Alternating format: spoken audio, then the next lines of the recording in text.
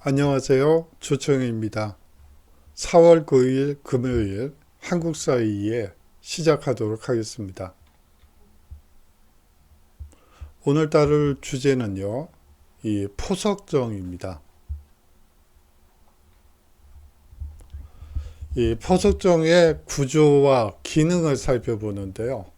특히 오늘 강조드리고 싶은 것은 이 포석정의 기능과 관련된 이야기입니다. 이 포석정의 기능과 역할과 관련해서 어떤 학자들은 연회용 시설이었다고 주장하는 학자들이 있습니다. 삼국사기나 기타 등등의 이 사서에 의하면 이 대부분 이 포석정을 연회용 시설로 기록하고 있죠. 하지만 다르게 보는 사람들도 있습니다. 학자들도 있습니다. 뭐 예를 들면 이 인재 등용을 위한 시설이었다고 보는 입장도 있는데요. 뭐 간략하게 말씀드리면 사실상 당시의 인재들은 화랑이고요.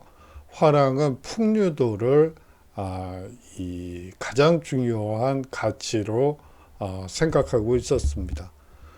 그렇기 때문에 이 인재들이 이 포석정에서 술을 마시면서 이제 몸가짐이 어떤지 등등을 이제 평가를 받아서 이 관료로 임용됐다, 이렇게 보는 입장도 있고요.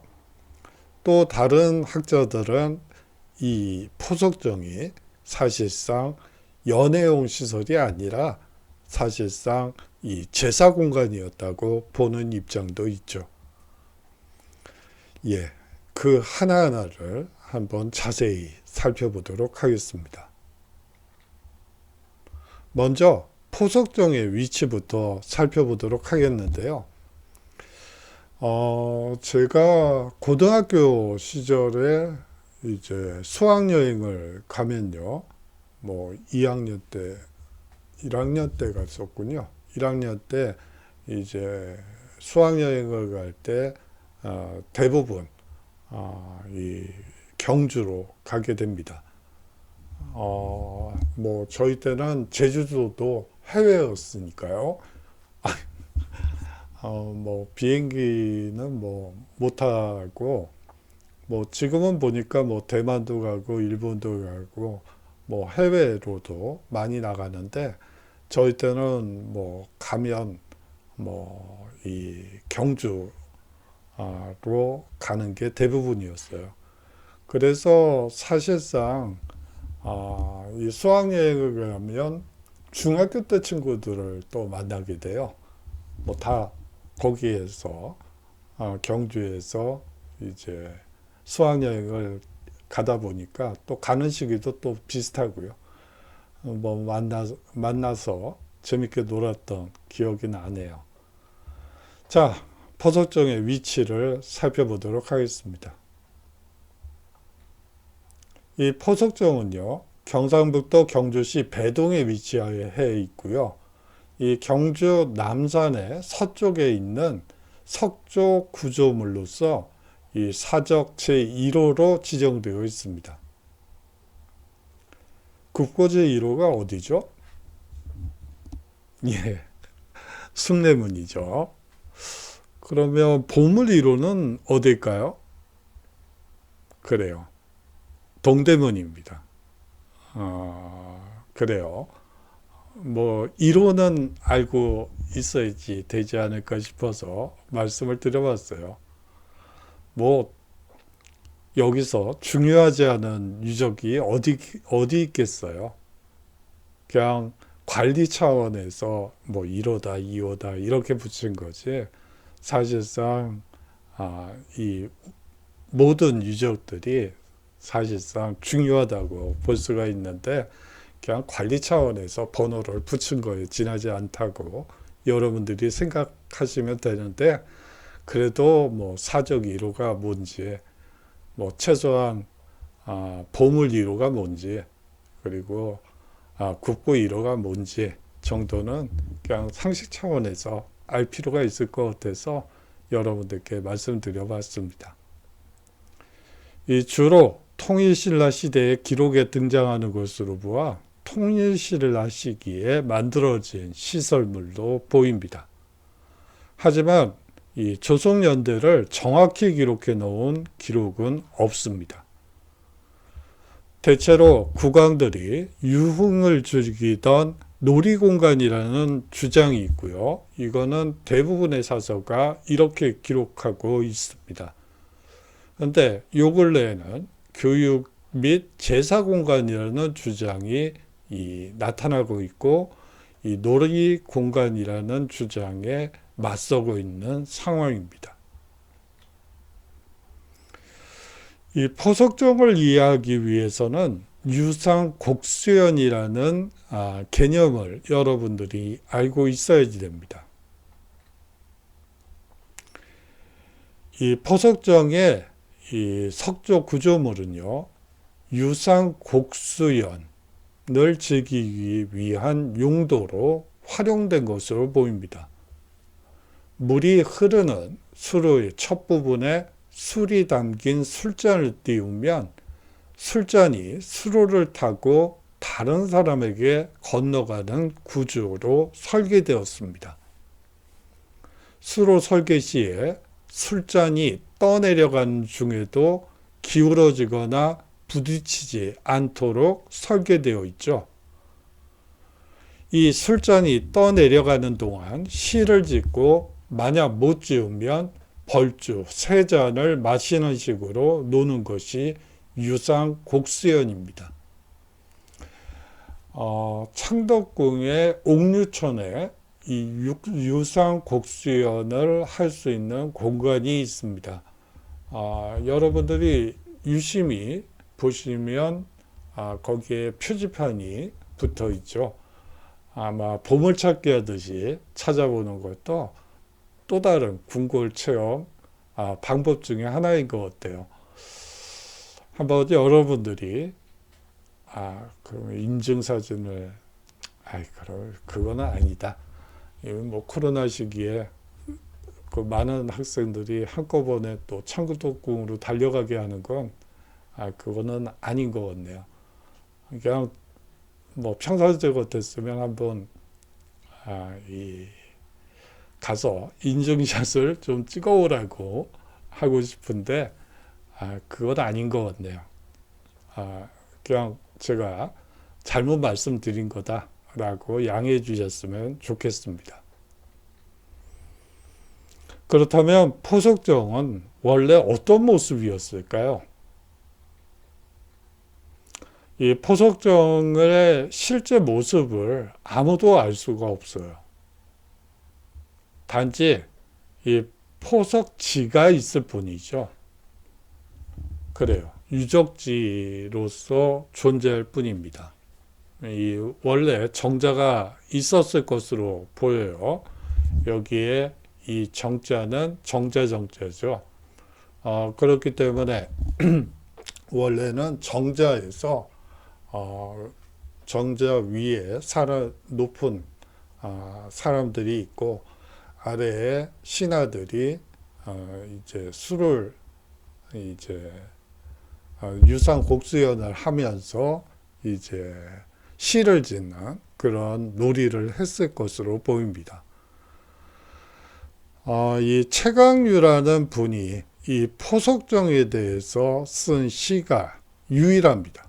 그 당시의 모습을 기록한 유일한 기록이라고 보시면 될 것 같습니다. 이 포석정 진낙사라는 시를 통해서 한번 이 포석정의 모습을 보는 건 어떨까요? 참고로 이 최강유라는 사람은 분은 경문왕 시대에 이름이 높았던 시인으로서요. 이 당나라에서 유학했고요. 또 당나라에서도 시로 유명하신 분입니다. 유명한 분이에요. 이 최치원과 함께 이 신라를 대표하는 시인이라고 보시면 됩니다. 그의 시를 통해서 한번 포석정의 진면목을 간접적으로 체험해 보도록 하죠. 기원사, 실제사, 화려한 두 절 동서로 있고 그 가운데 자리 잡고 포석정이 있네. 그래요. 사찰 두 개와 함께 그 가운데 포석정이 있었다고 합니다. 그래요. 사찰, 그렇다면 사실상 경주의 남쪽이고요. 이 사찰이 두 개가, 화려한 사찰 두 개가 있었다는 것으로 보아서 이쪽은 종교시설일 가능성도 배제할 수는 없을 것 같네요. 소나무, 잣나무 서로 어울려 무성한데 넝쿨은 온통 하늘을 덮었다. 머리를 돌려 보는 곳마다 진달래꽃 피어나 짓붉은 웃음이 골짜기에 가득 차고 실안개는 구름처럼 자욱이 비껴 있구나. 무슨 무릉도원을 보는 것 같기도 하고요. 아주 몽환적인 느낌의 시라고 볼 수가 있습니다. 이 포석정이 가지는 위치는 이 몽환적인 느낌을 자아내는 그러한 곳이 아닐까라는 생각이 이 시를 통해서 여러분들이, 저는 그렇게 느꼈는데 여러분들은 또 어떻게 느꼈는지는 잘 모르겠네요. 포석정의 구조를 한번 살펴보도록 하죠. 포를 모방해서 만들었다고 해요. 그런데 이 포라는 것은 이 전복의 껍데기입니다. 전복 껍데기의 형태를 모방하여 만든 석조 구조물이죠. 본래 이 위에 포석정이라는 정자가 있었겠죠. 그런데 아마 몽고 침입 때 무렵에 없어진 것이 아닐까라고 추정하고 있습니다.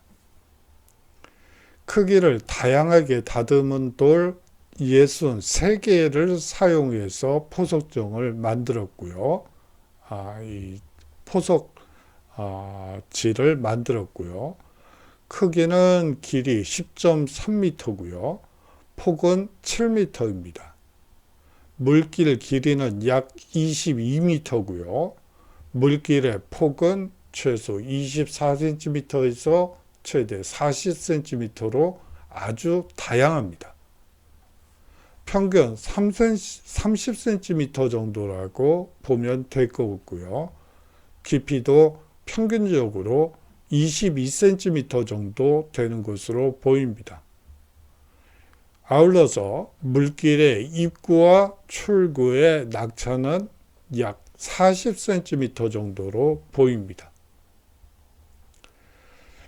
이 물을 받아 토하는 거북 모양의 돌이 있었다고 전해지고 있습니다. 사실상 이 물을 그 포석정에 넣는 물을 받아 토하는 거북 모양의 돌이 있었고요. 그런데 이 거북돌이 1871년에서 73년 사이에 누군가가 옮겨갔다고 전할 뿐 소재를 알 수는 없습니다. 이 거북돌에 대한 것은 조선 후기까지도 계속해서 기록이 남아 있어요.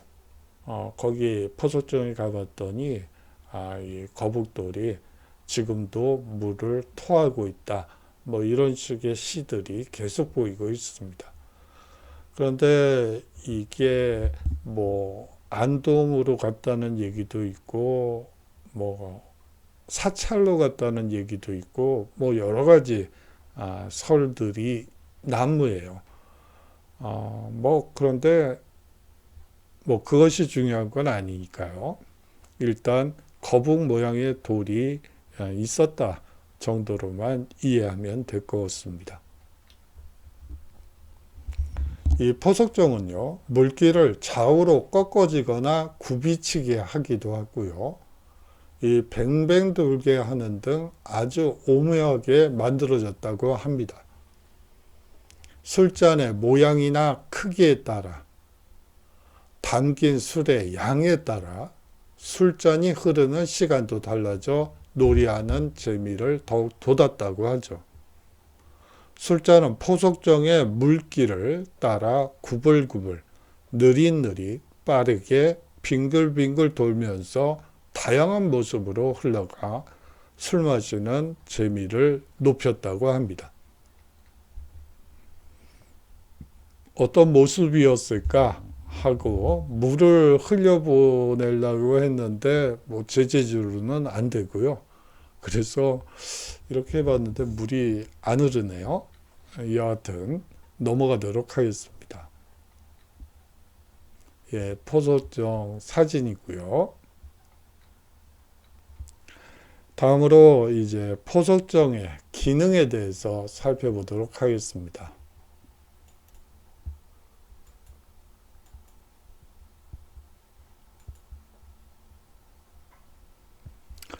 예, 풍류도와 관련해서 설명하는 분들도 있고요.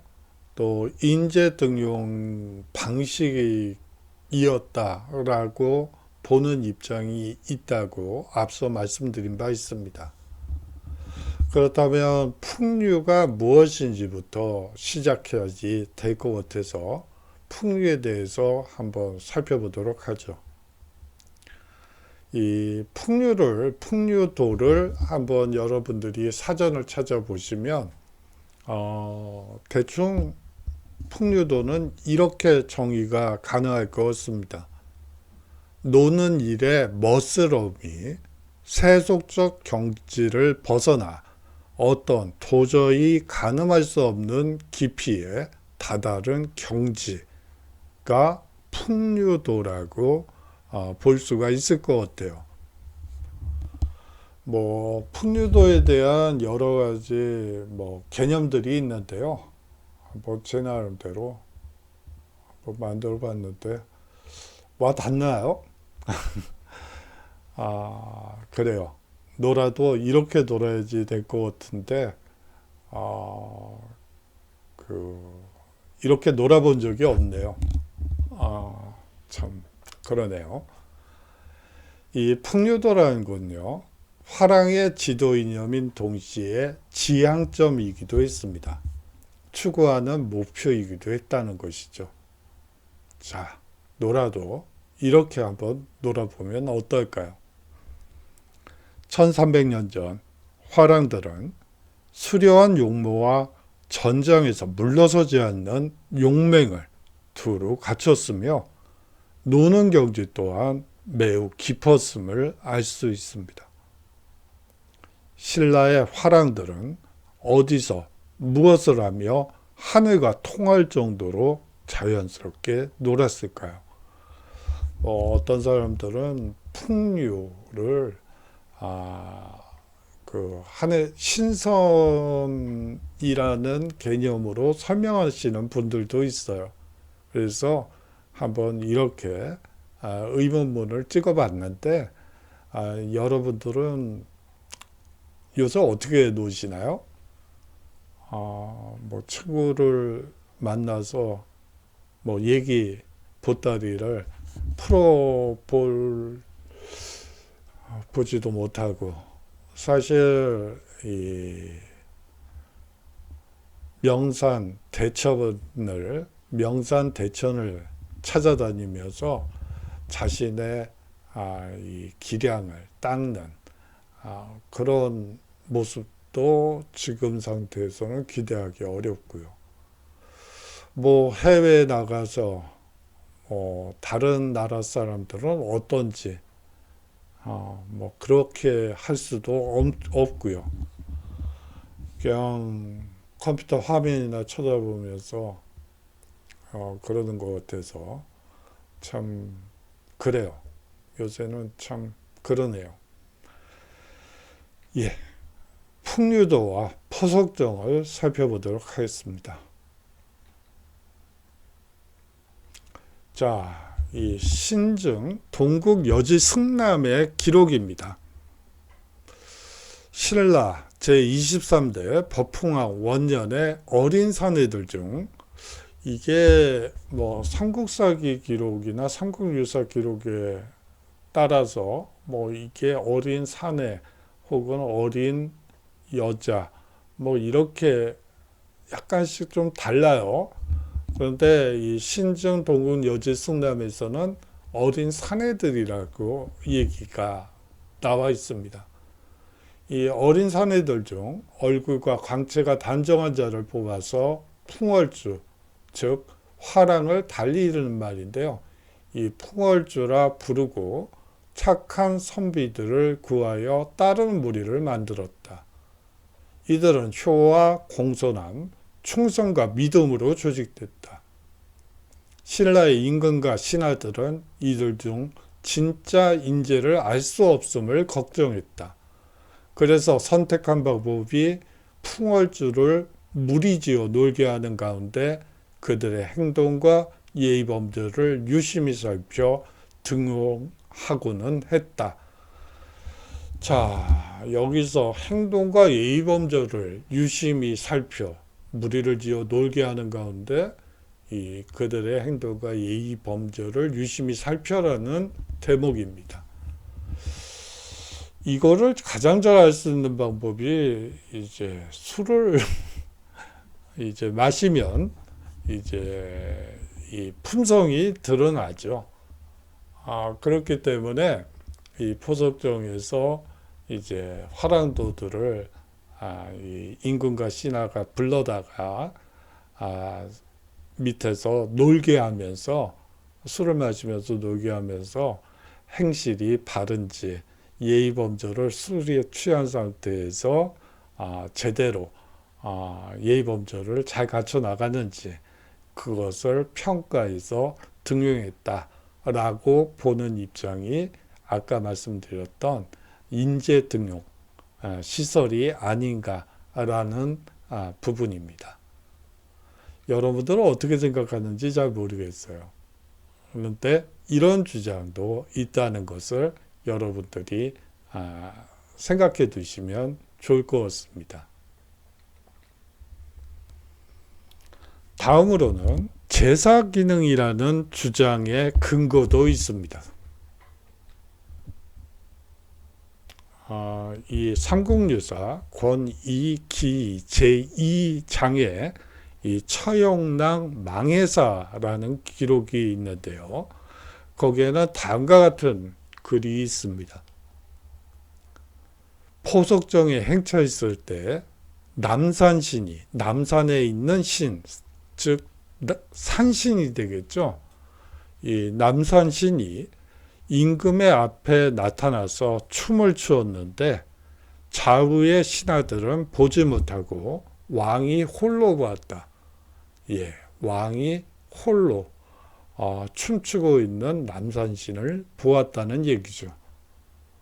어떤 사람, 여기서는 사람이 아니라 신인데 여하튼 좀 오기가 있었던 것 같아요. 신이 앞에 나타나 춤을 추니 왕 스스로가 춤을 추어 그 모양을 보였다.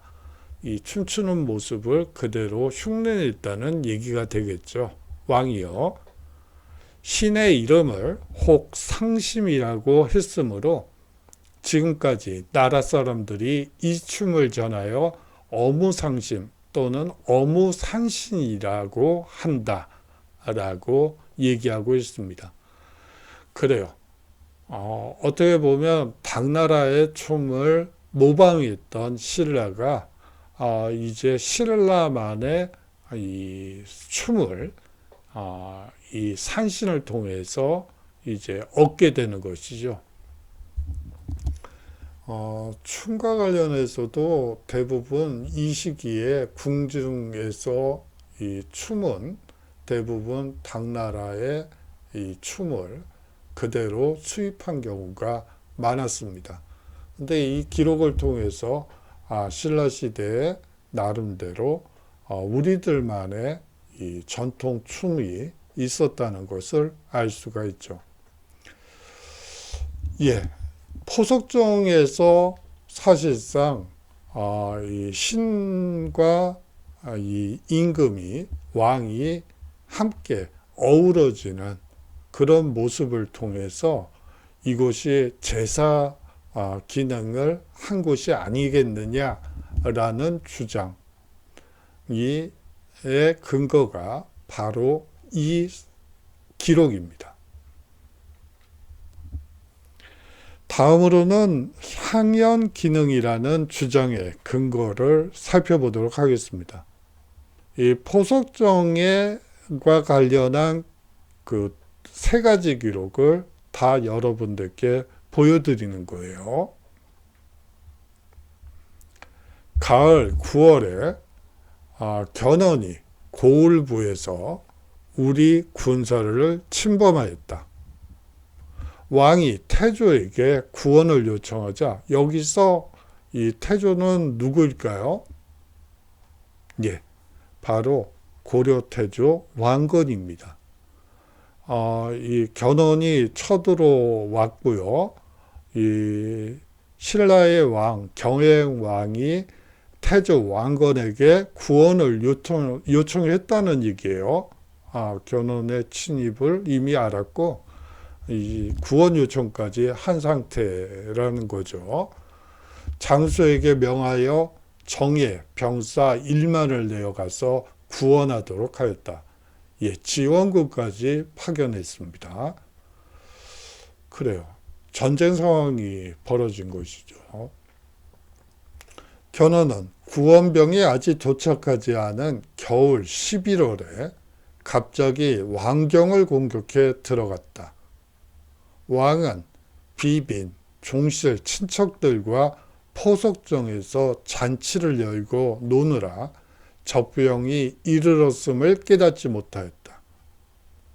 갑작스러운 일에 어찌할 바를 몰라 왕과 비는 후궁으로 도망쳐 들어가고 종실, 친척과 공경, 대부와 부인들은 사방으로 흩어져 달아나 숨었다.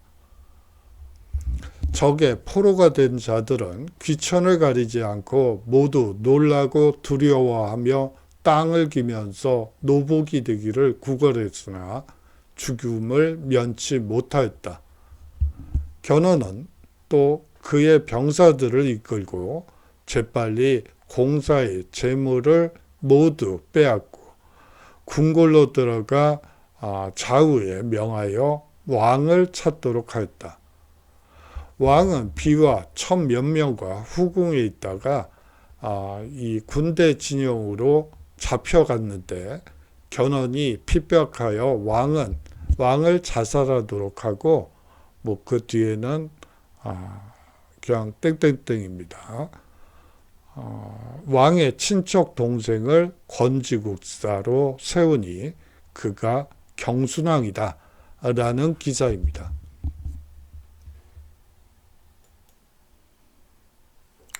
예, 여기에 뭐 기다란 인용분들을 보면서 여러분들이 여기서 이제 한 가지 중요한 것은 이 왕이 후궁으로 도망쳐 들어갔다는 표현입니다. 이 어떤 학자들은 이 기록을 보고 이 포석정 인근에 이 별궁, 이궁이 있었다고 생각을 하고 있어요. 그런데 그런 기록이 조선시대 기록, 고려 기록에도 있고요. 이 지역에 이 별궁이 있었다라는 기록도 있습니다. 여하튼 이 적이 쳐들어온다는 사실을 알고 있음에도 불구하고 겨울 11월에 이 사실상 겨울이죠.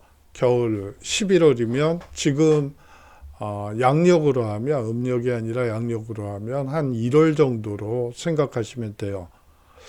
얼음이 얼고 그럴 무렵이죠. 그런데 여기서 잔치를 연다. 이 적이 쳐들어오고 있다는 걸 뻔히 알면서 여기서 그냥 놀았다. 이거는 왠지 좀 이상한 느낌이 좀 드는 기사긴 한데요. 한번 이 상하점 맥락을 보면서 한번 차근차근 살펴보도록 하죠. 이 시기는요, 고려태조 왕건이 왕위에 올라 신라를 위협하고 있던 무렵이었습니다. 왕건이 철원에서 송악으로 도읍을 옮기자 신라에서는 왕건과 친교를 맺어 국가의 운명을 영장하고자 했죠. 신라에서 고려로 투항하는 병사들이 점점 늘어나는 등 민심이 이반되기 시작한 것도 바로 이 무렵입니다. 이런 와중에 경명왕이 사망하고 경혜왕이 왕위에 오른 것이죠. 왕위가 바뀌었더라도 이 신라의 위험은 서지 않고 장수들은 너나 할 것 없이 고려 태조에게 항복하여 몸을 부지하려 했던 상황입니다. 그래서 혹자들은 견훤 혹은 왕건에 의한 심리전이 이 사석 기록이 아니겠는가. 어차피 이 신라 기록이라는 것이 대부분 고려시대에 이 삼국사기가 편찬이 되고 고려 시기에 이제 삼국유사가 편찬이 되죠. 그렇기 때문에 고려의 정당성을 확보하기 위해서 이 신라는 망할 수밖에 없었다는 사실을 강조하기 위해서 이 포석정 이야기를 삽입한 것이 아닌가 하는 주장이 요 근래에 많이 나오고 있습니다. 사실상 견훤이 수도 코앞까지 진격해오는 다급한 상황이었죠. 심지어 이 경혜왕 본인조차 왕건에게 구원을 요청한 상태였습니다. 이 포석정에서 놀이를 즐겼다는 기록은 쉽게 이해하기 어렵죠. 후백제나 고려 중에 하나가 신라 패망 이유를 설명하기 위해 퍼뜨린 이야기로 보는 입장도 있습니다. 한겨울에 이 물이 얼을 정도의 추위가 있었을 텐데, 물론 안 얼은 상태였을 수도 있겠죠. 그런데 거기서 포석정 연회를 열었다는 것도 좀 납득이 안 가는 면이 많습니다. 이 경혜왕이 포석정에서 놀다 잡혀 죽었다는 음력 11월이 양력으로 치면 1월입니다. 아주 한겨울이죠. 야외에서 유상 곡수연을 하면서 한가하게 논다는 것은 다소 부자연스럽고요. 한겨울에요. 인근 1km 거리의 신라의 이 성지인 나정과 신궁, 배동, 삼릉 같은 시설이 밀집한 지역이기 때문에 이를 제사 공간으로 보아야 한다는 견해도 있습니다. 그래요. 이 지역 일대 1km 이내에는 사실상 신라 건국 신화와 관련된 이 성지들이 많이 있습니다. 이런 성지에서 술을 퍼마시면서 놀았다. 이거는 뭔가 좀 석연치 않은 면이 많다는 것이죠.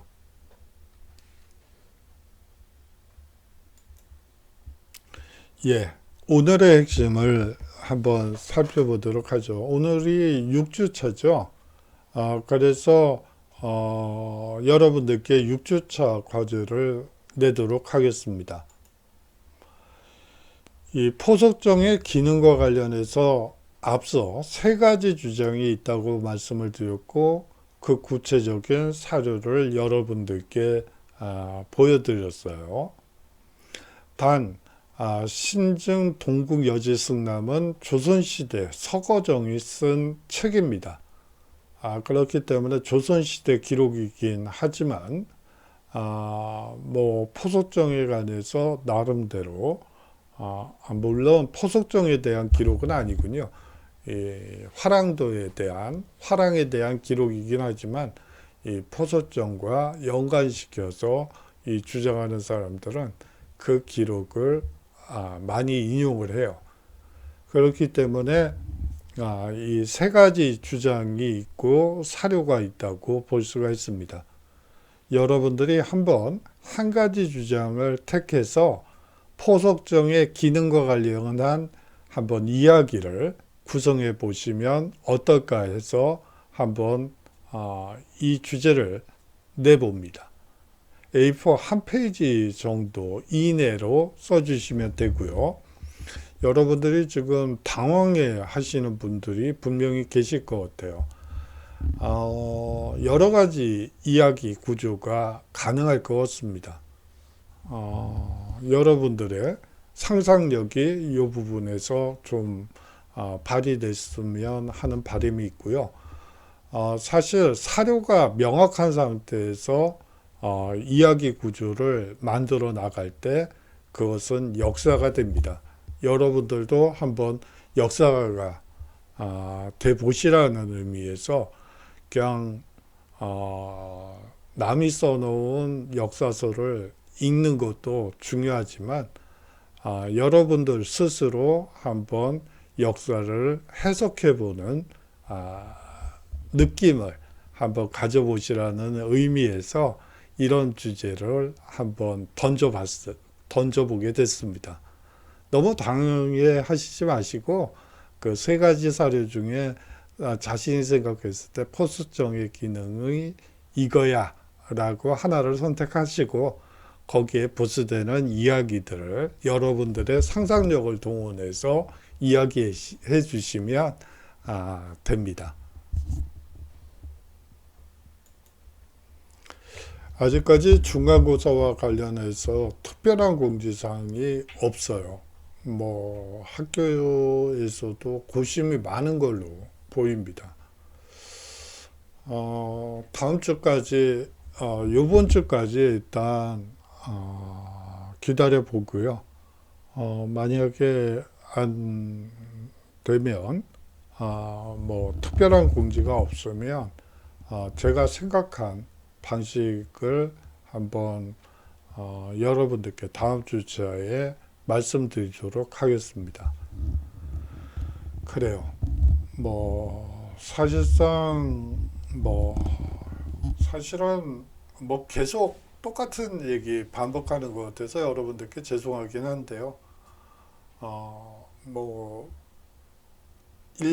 작년 1, 2학기 때 비대면 수업에서 했던 내용을 반복하지 않기 위해서 새로운 주제를 자꾸 찾아서 여러분들께 말씀을 드리고 있어요. 근데 다른 한편으로는 좀 아쉬운 면도 많죠.